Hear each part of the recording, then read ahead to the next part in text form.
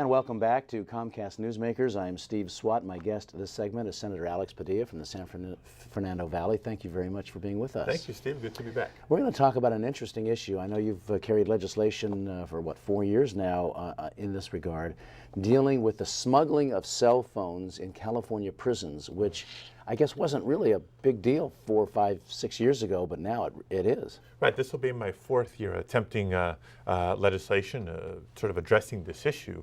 When I was first elected to the Senate in 2006, we started asking questions about the problem of cell phones in our prisons. And at the time, the Department of Corrections and Rehabilitation either wasn't focused on it, wasn't tracking it, wasn't doing much about it. And so they did.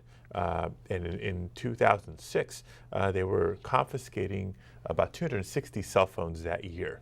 But just to give you a flavor for the problem, between 2007, 8, 9, the year 2010 that just ended, there were nearly 10,000 cell phones that were confiscated in our California state prisons. So clearly the problem is growing, and it's growing exponentially. And it's not just inmates who are calling their friends and saying, hi, how are you? It's, you believe, really sort of directing gang warfare from the inside or smuggling? Exactly. So some people may ask, well, what's the problem with inmates having cell phones? You know, they're able to keep in touch with their family, their friends, etc.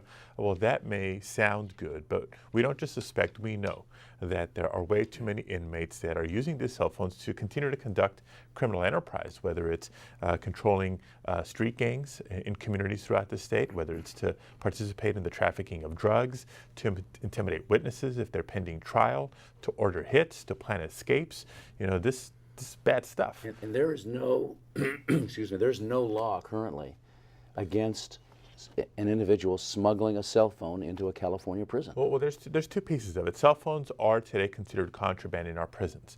But if an inmate is caught with a cell phone, there's no penalty that goes along with that. All they can do is maybe take away a little bit of that good time that was earned. It's just against department policy is how it's handled.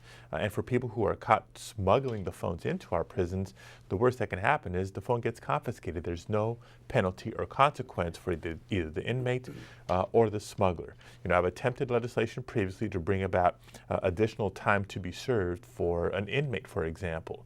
But that's been counteracted by people who are concerned about the overcrowded situation in our prisons.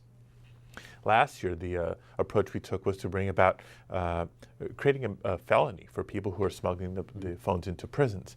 That was watered down through the legislature, unfortunately. Reached the governor's desk, however, by making it a misdemeanor with a significant fine and penalty. And Governor Schwarzenegger vetoed it because he didn't think it went far enough.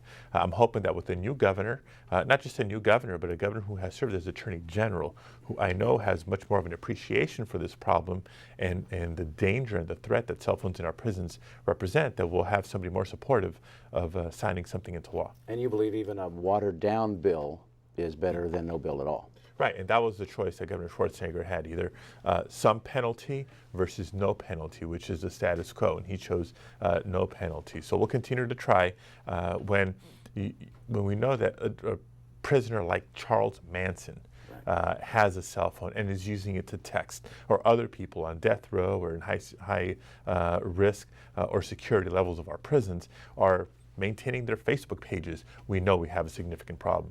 Okay. You don't expect any, I assume, any problems in the legislature? Well, last year, the bills were able to move through with overwhelming bipartisan support. And again, with a governor who gets a little bit more, we hope to have more success. But we're not waiting just for legislation to be introduced. We're trying technology solutions to block cell phone coverage and some other innovative things. All right. Well, Senator Padilla, thank you very much for coming by, talking about this interesting story. We've read recently about Charles Manson and a cell phone, and so you know, hopefully you'll have some luck this time around. Thank you very much. And thanks to our viewers for watching Comcast Newsmakers. We'll see you next time.